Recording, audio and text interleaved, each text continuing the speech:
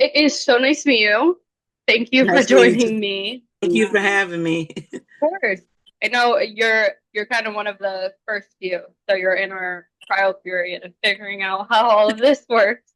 So Okay. bear with us. Go ahead, we'll get right into it. First off, I kind of want to get your background. So give me your elevator pitch.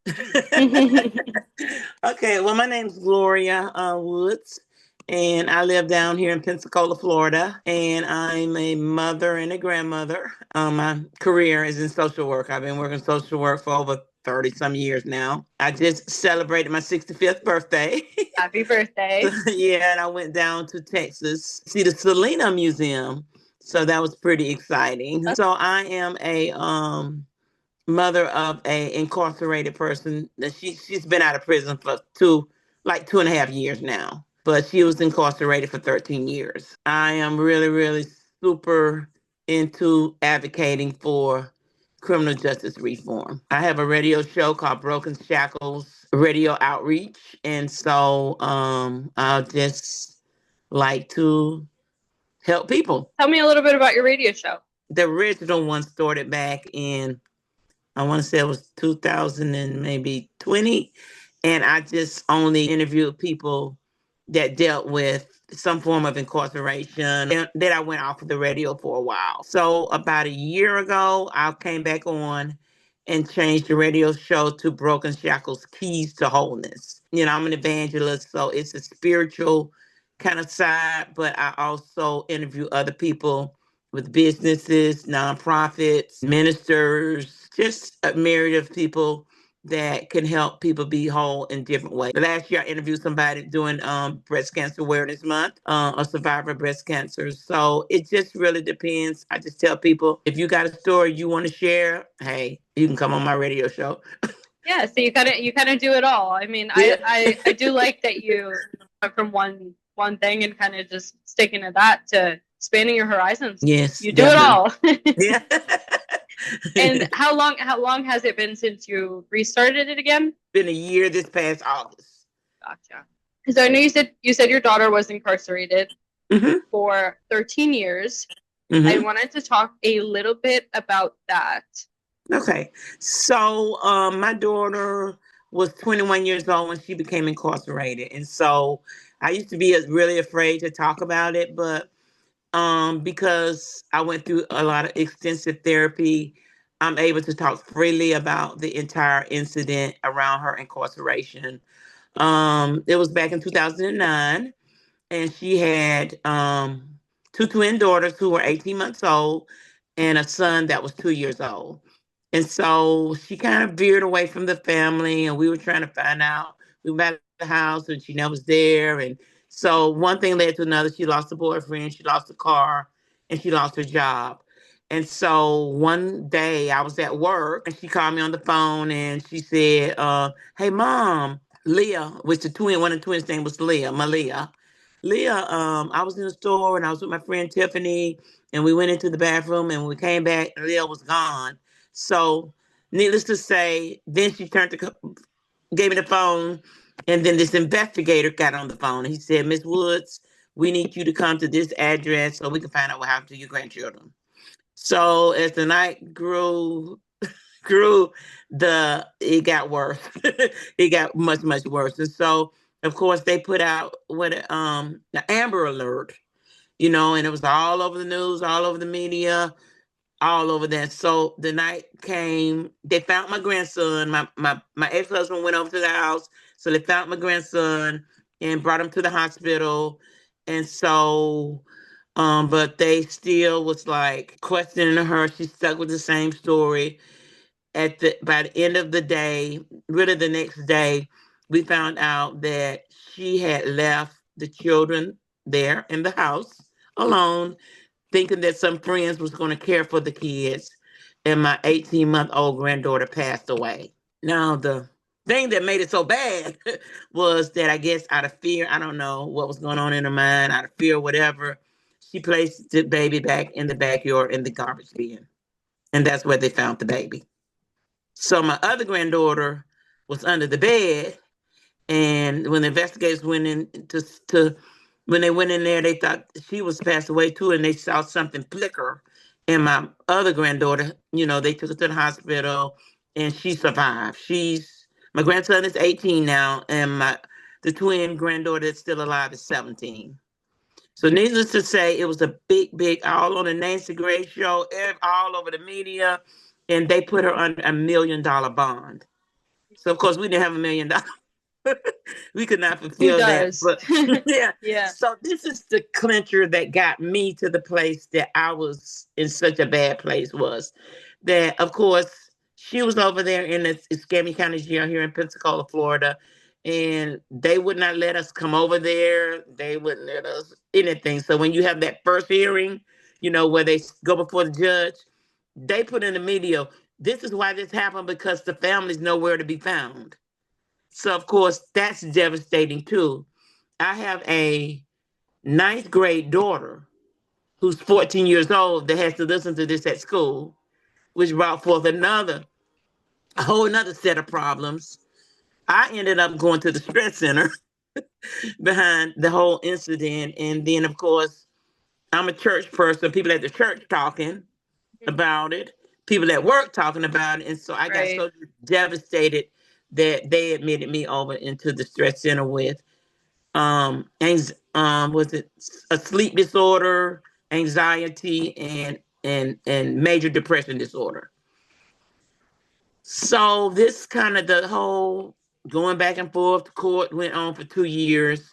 And by the time they was getting ready to do jury duty, the public defenders convinced her to take a plea deal, because they said, if they find you guilty, you're going to go, spend probably 45 to 60 years in prison. And everybody's mad because of the Casey Anthony case that's down in South Florida. So she just pleaded out, and she decided to take a 15-year sentence in Mhm. which she did a lot of educational stuff. So 2 years got taken off of her sentence. So that's the whole thing that happened. For lack of a better word, a crazy story, and it definitely something tough Yeah, to have to go through as a mother. yeah, yeah. And But then, you know like you what? said, you got admitted into a stress center. So, Yeah. So my therapist said, why don't you start journaling? Because I was so mhm, mad. I was bitter. I was angry. I was just want nobody to be bothered with nobody. Don't ask me nothing about any of it. So I had this wall up. So I started writing. And then I met a lady that used to be incarcerated that was a publisher. And I was able to publish a book called Broken Shackles, A Mother's Journey. In the book, it just goes through the whole process of everything that happened and how God brought me through to healing, I guess, more than right. anything, in ministry, and how I can help others navigate the whole criminal justice system stuff. And I do want to ask you, I mean, through this process, I know that you said that you feel that you're really close with God. Do you think that this process, and I guess I would assume some of your perspective on the justice system would have changed throughout this process, as I feel any mothers would? How do you Mhm. feel that your faith carried you through that?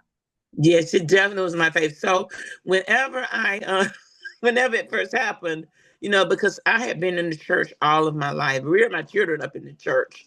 And so when I sat over in the church one day, I started blaming God. I was like, God, now, and actually, I actually went to the cemetery. I actually literally went to the cemetery and asked God, why would you take a baby? Why couldn't you take me?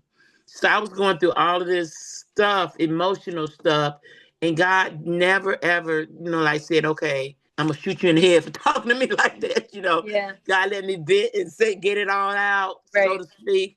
And so the whole time I was going through that, probably the first year, which I was a prayer person, I couldn't pray. All I could say, Lord, help me. Mm-hmm. I tell people often, no matter what you say to God, it doesn't take him from surprise.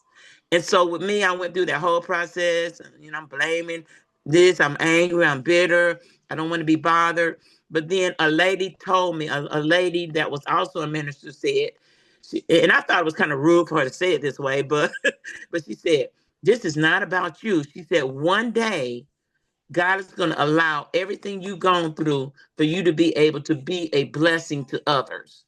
And Mhm. so when you're going through that, you don't want to really hear that. Of You're like, course okay, not. Mhm. okay, Yes. get out my Of face with that.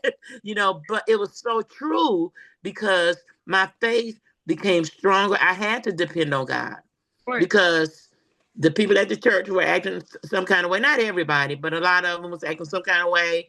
Mhm. You would walk up and you know how like people are talking, standing there talking, and then when you come in the room, they quiet. Yes. So you know they talking about you.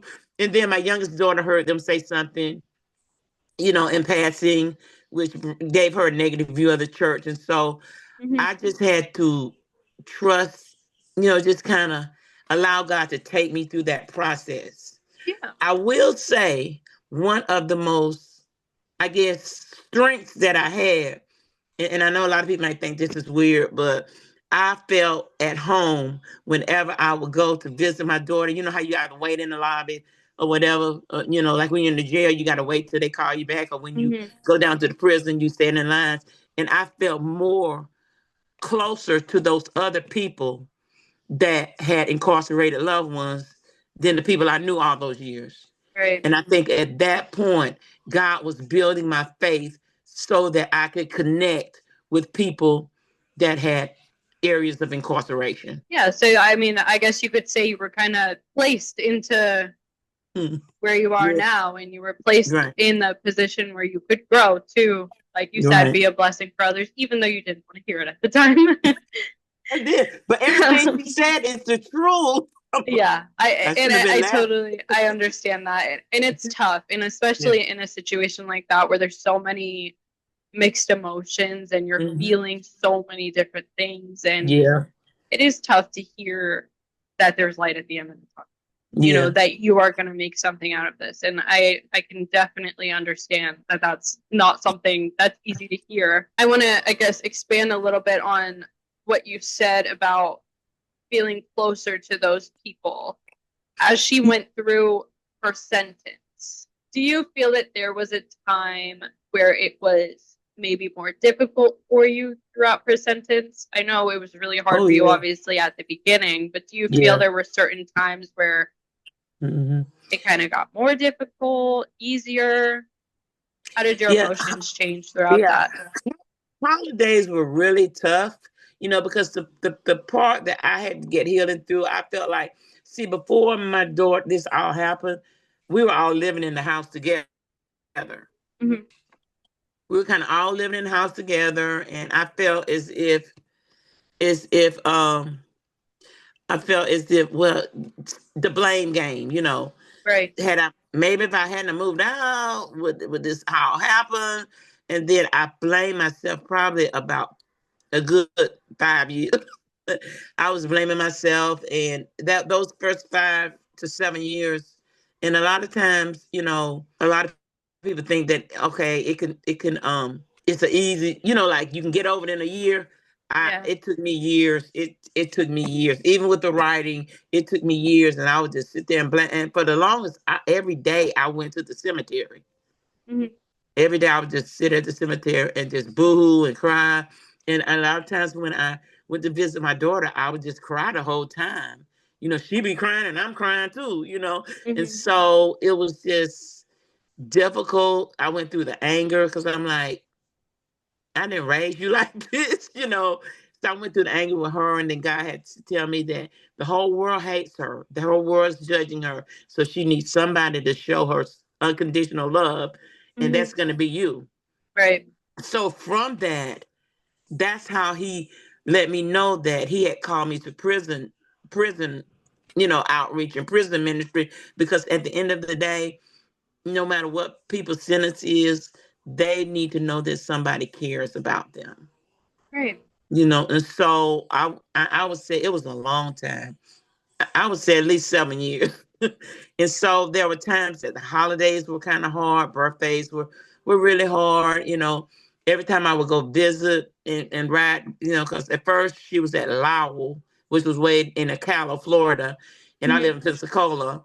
And people said at first, "Oh, we're gonna be there. We're gonna drive with you," but nobody rode with me, so I went by Yeah. myself. And Yeah. so on those trips down, it was very tearful. It was a time, a couple of days after, and I'm not on depression medicine now, but for probably about 7 years, I was on depression and depression kind of medications. Yeah. So yeah, it I would say for the first 3 years, it was the everyday. It was I was sad every day. I was depressed every day. I would go to work, but I would be so when I came back from work, the first thing I was shot and got in my bed and closed all the windows. Yeah, and It's just, I think in situations like that where your emotions are so shot from being hmm feeling the way that you feel all day long, you yeah, have yeah, energy to do the things that you need to do, but you don't have anything left for anything else, you know? yeah, nothing. How So, did has you said your daughter's been out for 2.5 years now? mhm, mhm. How has your guys' relationship evolved since her Yeah, I release? think that at first it was kind of it wasn't bad because I was really actually the only one that went to visit her when she was in prison. But she Mhm. had to, of course, she didn't have a place to stay, so she stayed with me. And it was kind of rough, to be honest with you, because um, when people come out of prison, sometimes they they set up these guards and they're Mhm. used to prison life. So um, and she first got out, she lashed out at me a lot. But my youngest daughter was kind of like, no, we're not going to do this, kind of thing. Because my youngest daughter just felt like she had always to protect me. And Yeah. so we have a wonderful relationship now. But I would say the first year, 6 to 7 months, it was kind of rough. Um, we went to counseling together. That kind of helped out a little bit.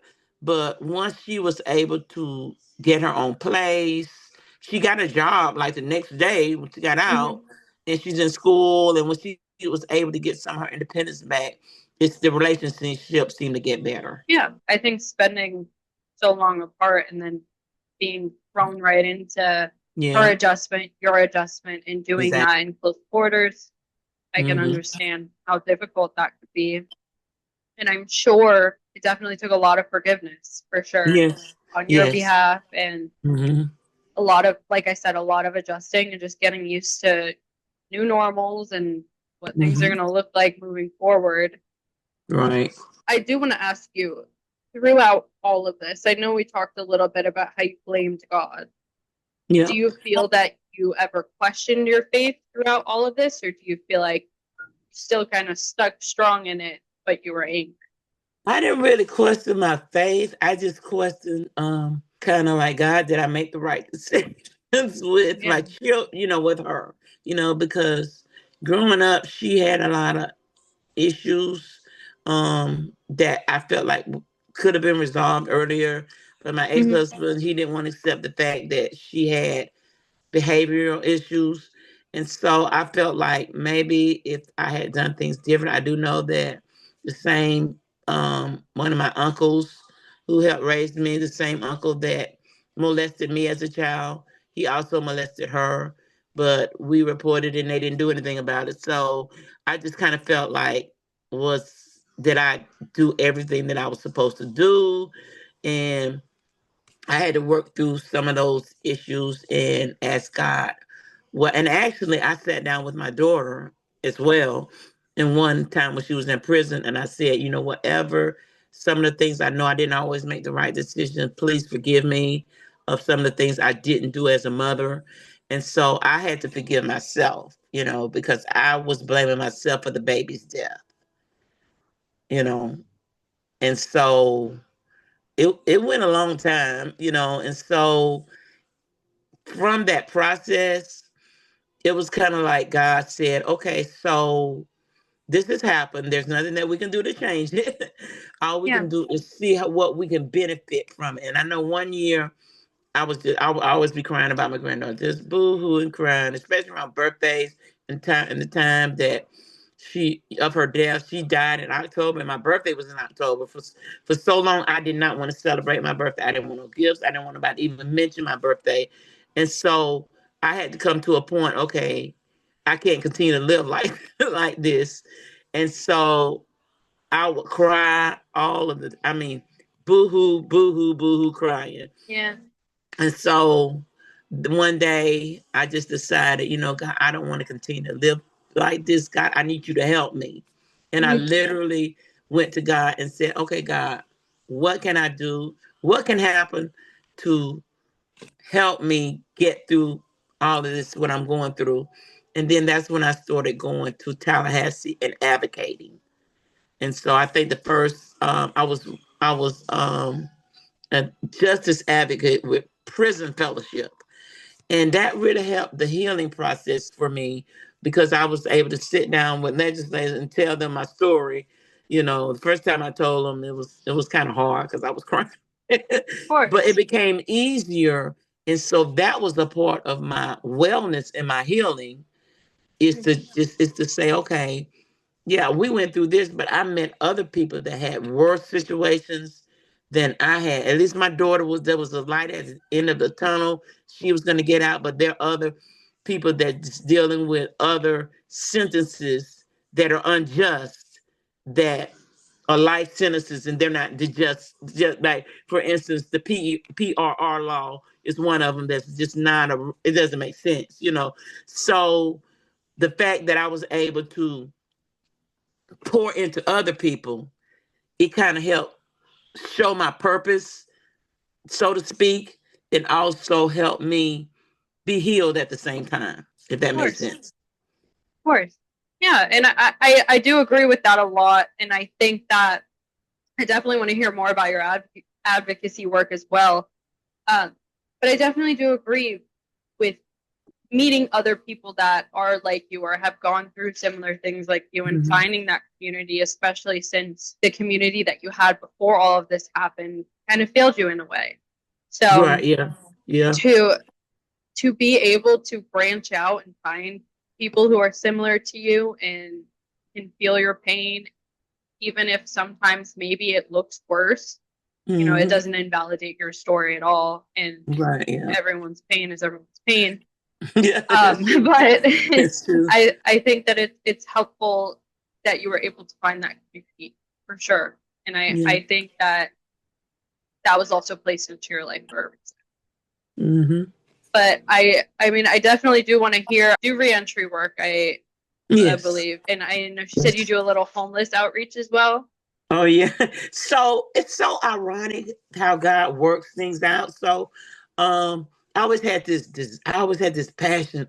God, I want to do I just want to help broken people. And Yeah, that's why the name of my ministry, I have a nonprofit called Broken Shackles, Freedom and Deliverance. It's all about bro- the brokenness of people and how can we help people, because what happens is people go when they go to prison, they go into a broken system, and then they have to come out to a broken society. right. And so with that, God just started broadening my horizons. He started giving me a passion for homeless people. Me and my kids were homeless at one time, but we didn't have to stay there for one day because family came and got us out. But a couple of years ago, this is what really ignited me to homelessness too. So I had a sister, and she had a lot of issues going on, but she lived in Charlotte, and she never could just seem to get through the fact of all the molestation that occurred to her when she was younger. Yeah. And so one night my nephew, he called me on the phone, I think it was right before Christmas. And I know I said something, he don't ever call me really. So very rare. And so I said, "Hey Jason, how are you?" And he said, "Not good." And his mom had passed away. And they found her. She was homeless. She didn't want to go live with them. She was homeless. They found her dead in her car. I thought that was a sad way for somebody to pass away. Yeah, for And sure. so I began to get this passion for the homeless. And so I began doing homeless outreach. I began to do bags. I would take toiletries, all kinds of different stuff, snacks, whatever, water, toiletries, all kinds of stuff, blankets.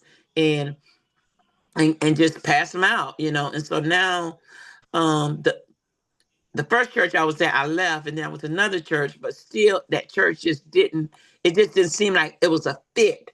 And so Mhm. now, I'm in a ministry now where I'm actually over our evangelism outreach, which we do homeless, we do prison, and I feel like I'm right where God wants me to be.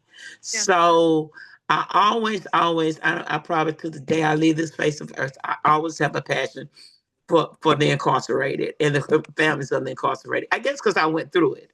And Right. so what I try to do during the holidays, getting ready to do it now, is I know that people have bills and they have stuff they have to take care of. So gas can be very, very expensive going down to visit family members. So I usually give out 2 gas cards, to a family member so they can have that time, at least in the holidays, to visit their loved ones. So I just it's just what I am. I tried to do other Right. stuff that it didn't fit. So I don't buck against this is my call, the call of God on my life.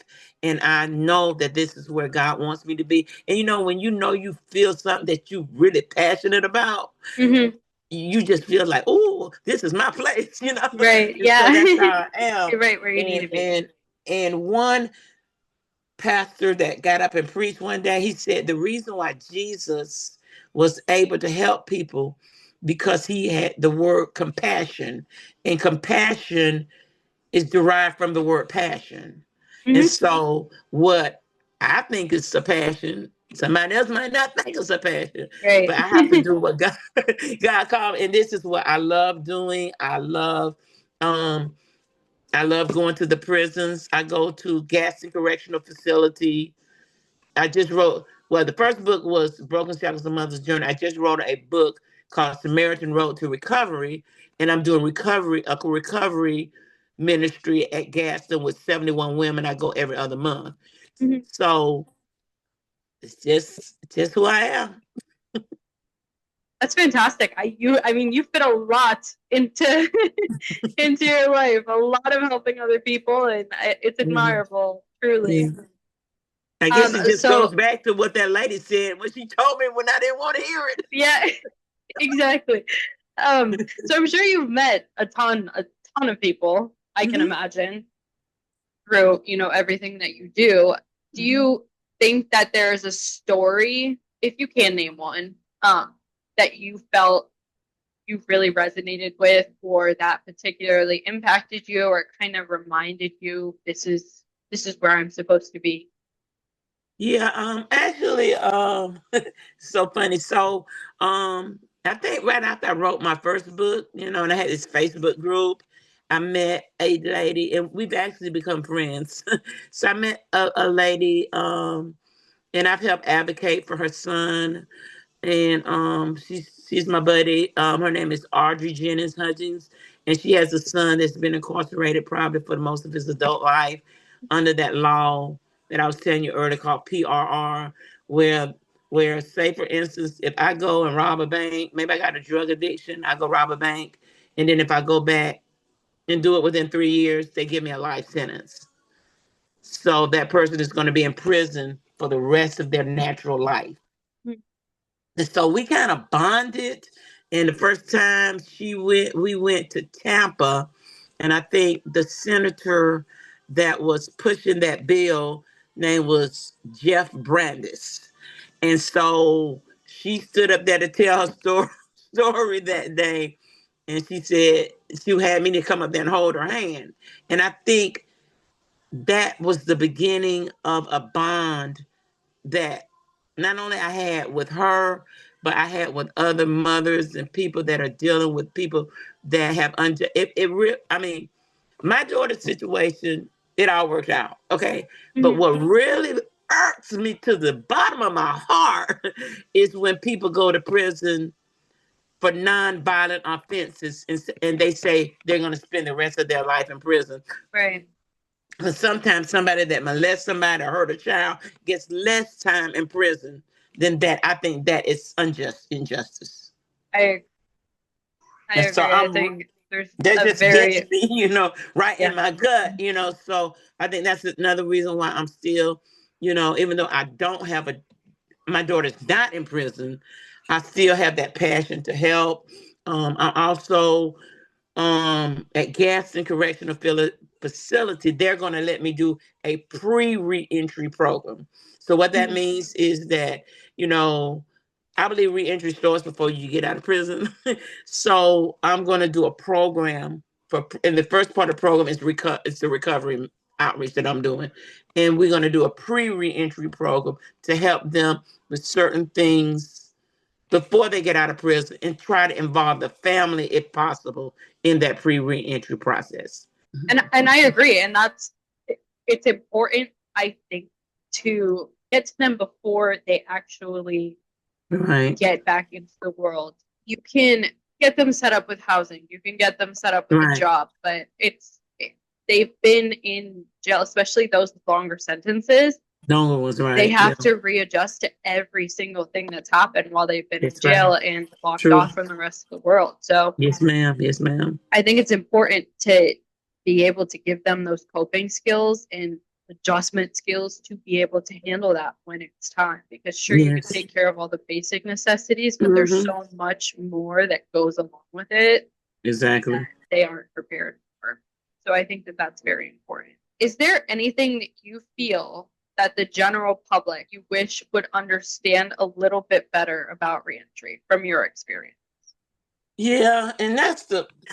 I guess that's another thing that kind of concerns me a lot of times because what I found out is there's so much judgment Course. on people when they come out of prison. Now, even though I've forgiven my daughter, she's had I mean, people still talk about her after what's been, I think, 16 years. They still talk about her sentence and what happened. Mhm. Even in my family, even in members of my family, they still have not forgiven her. So when people come out of prison, I know that was a heavy, heavy thing to happen for a child to pass away, but I've seen it with other areas too. And so, and I have actually tried to talk to local legislators in Pensacola to try to see, can we have a forum? Can we talk? Can we get the Right. community aware? And they never call me back. They don't want to talk about it. But it doesn't mean that I'm not going to still try. Of You course. know, I am in the process now of taking some paralegal courses because I'm so passionate about helping people in legal areas, not just incarceration, criminal justice, but other areas. And if I can get myself situated, I retire next year, and I'm hoping to be through with my paralegal stuff. And if I could just go around all the community, different cities and whatever, and just have forums and talk to people about this reentry and this particular whole thing about criminal justice reform. Of course. And people need to hear it. And a lot that goes into it is people just don't know. They don't know. They're uneducated and Uneducated. That's a good word. Yeah. right. And their first thing is to go to judgment. They don't know. So Right. I think obviously our first step in this kind of line of work would be educating those people and then going from there because a lot of the one of the biggest problems is just knowledge. It's difficult to work with when you're talking to people who really have no idea what you're talking Yeah. about. So And I have to be patient with them because, truth be told, if my daughter hadn't went to prison, I probably wouldn't have been educated either. right. So. Exactly. A lot of it, will come from personal experience, but I Mhm. think that there's also a conscious effort that can be made to know more. It I does think that definitely. people's first thing is always hatred and judgment, unfortunately. Absolutely. So it doesn't leave much wiggle room to work with. That's right. Yeah, it doesn't. So I want to shift gears a little bit and we'll talk about you. I guess kind of just your outlook on a lot of these things because you've been through a lot and you've turned it into something where you're helping other people and taking what you went through and making it into something that Thank God. matters. Right? Yeah. So if you could say, your daughter, her reentry into society, I would take as a second chance, but I also feel they got a second chance as well. Correct. Yeah. Yeah. I'm glad you said that. So, with me, I felt like I disappointed God in some ways. When I was younger, I think when I was in my say my 30s is from 94 or whatever. That's when I first got the call to evangelism, which has to do with being an evangelist. And so I went through so much stuff. I told God, I don't ever want to do nothing in the church no more. Don't ask me to do nothing. I'm not doing anything. And so I feel like in that I disappointed God because that wasn't my place to say if I say I love God. Right. So so I went through this process of, oh, I disappointed God. I disappointed God. The reason why my daughter going to prison because it's my fault. I disappointed God. I disappointed God. And so recently, the last 2 years, I saw God do so very much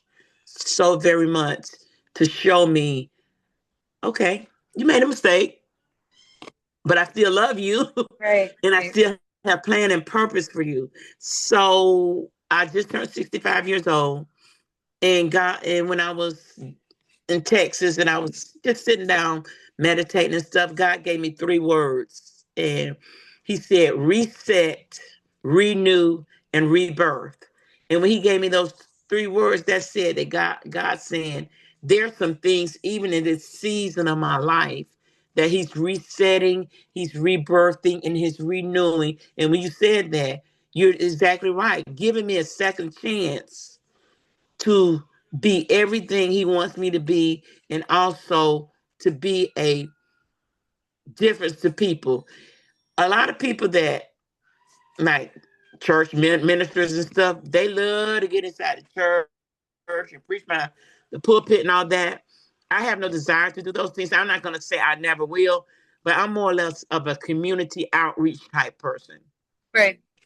So I feel like because he's giving me this second chance, he's going to give me also opportunities, not just to do prison, not just to do reentry, but whatever is in our community that's needed to help make our communities, make our schools, make our, you know, prisons, make everything a little bit more, you know, a little bit more better, that he has called me or wants me to be used in that area.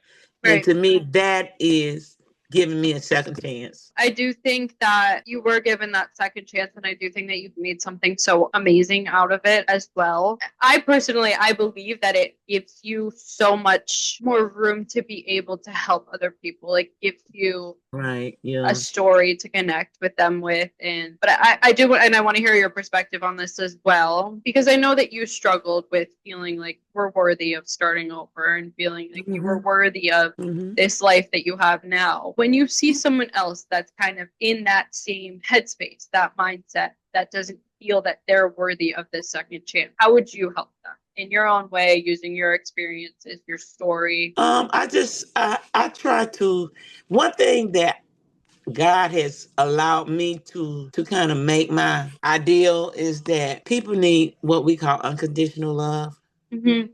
They need, we don't need, God doesn't put conditions on us, Right. and so we put conditions on people.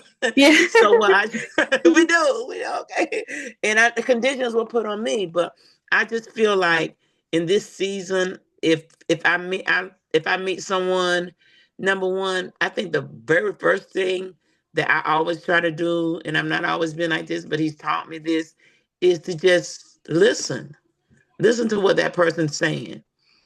A lot of times we like to give our opinion and what we think, but it's not my job to give the person an opinion. So sometimes people just want to listen. I was at work the other day, and there was a lady. I work for hospice, and there was a lady of the patient. And when I had got back from my vacation, they said this person needs grief therapy, and she said, "No, I just want somebody that will listen." And so the whole time I said that, I just listened to everything the lady had to say. And I think that's really, really the way that God has me to go to help broken people. Because guess what? If somebody had to listen to me when all this had happened, I probably wouldn't have ended up in the stress center. Mm-hmm. So then the therapist had to listen to me, you know what I'm saying? So I also do outreach with an organization called Kairos Prison Ministry. And they have their motto is listen, listen, love, love. That means we're not there to change nobody. We're not there to put no, our beliefs or anything. We're just there to listen and love. And so that's what God has called me to. Most people that I talk to are people that nobody else wants anything to do with. Right.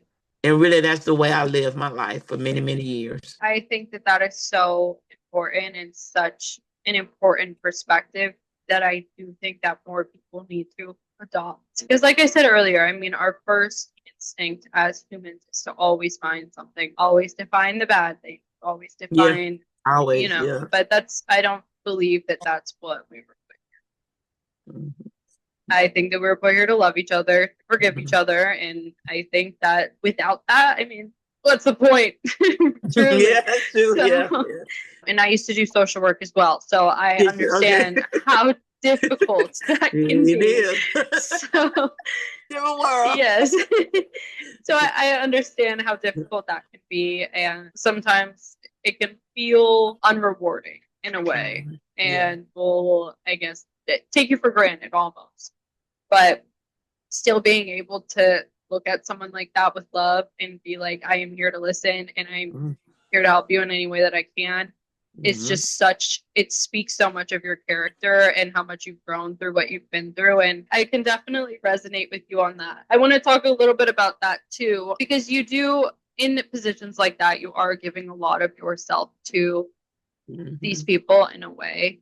You're giving them a lot of your emotional energy, your Mm-hmm. time. How do you balance being able to have that compassion and still have a reserve for all of that compassion, but still make sure that you're balancing your outside life and your own commitments and your own yourself?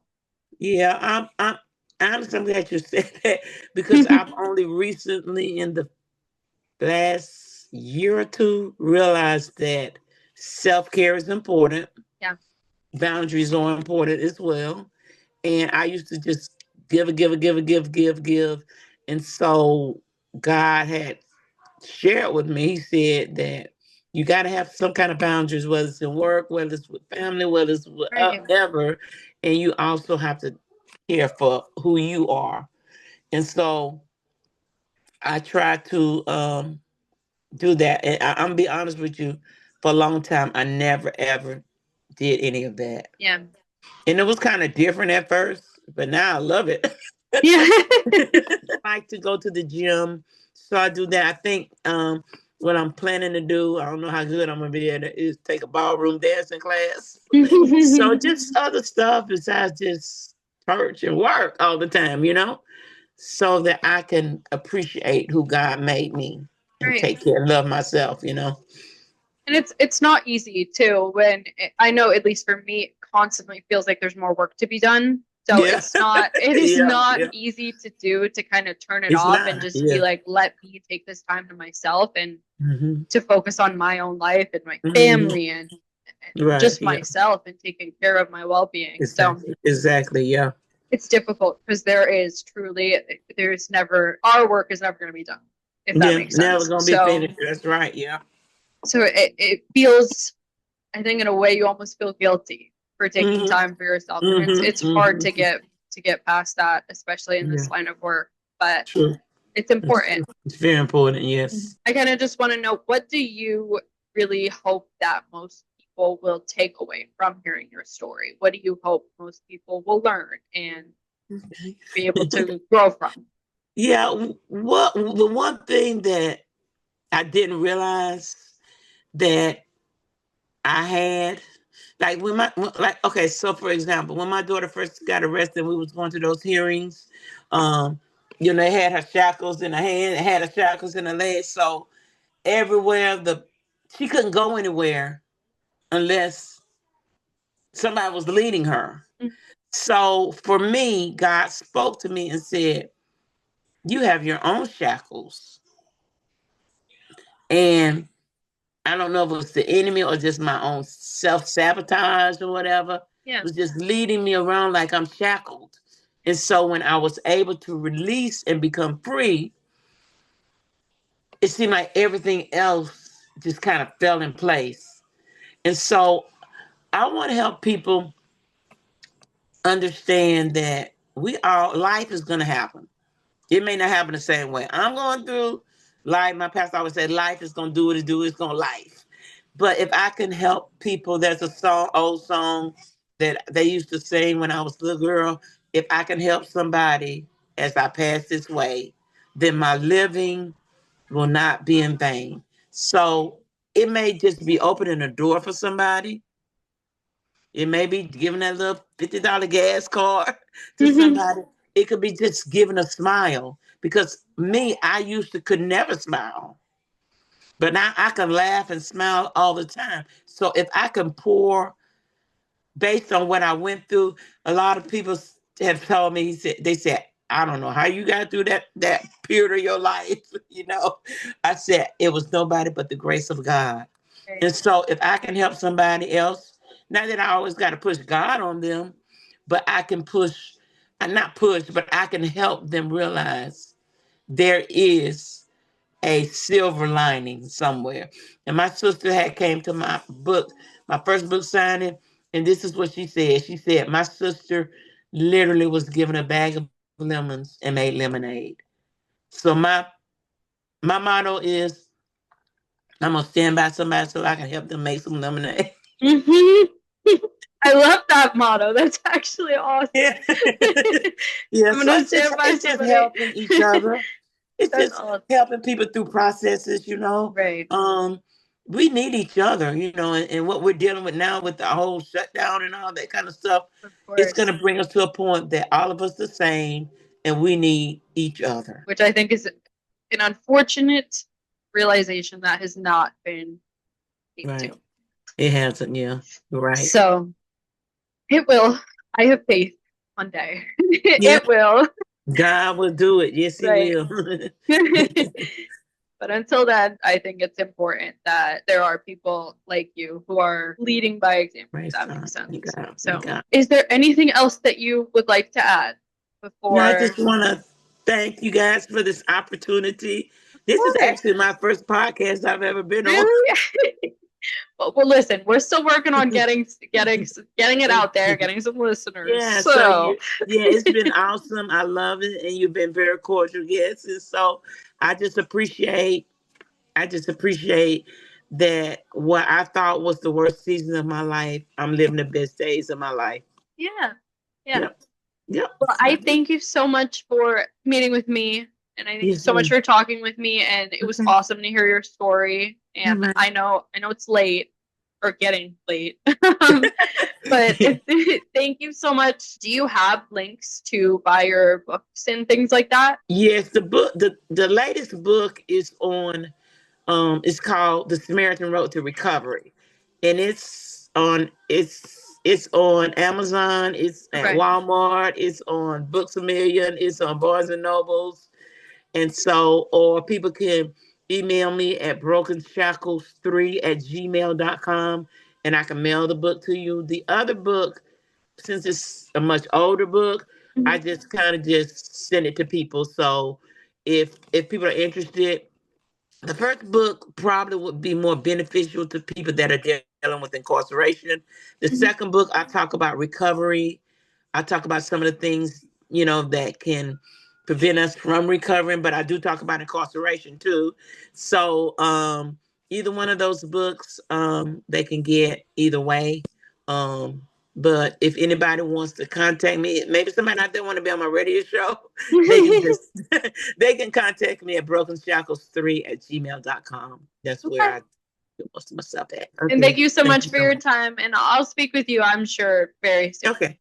All right. All right. Thank you so much. All right. Bye. Bye bye.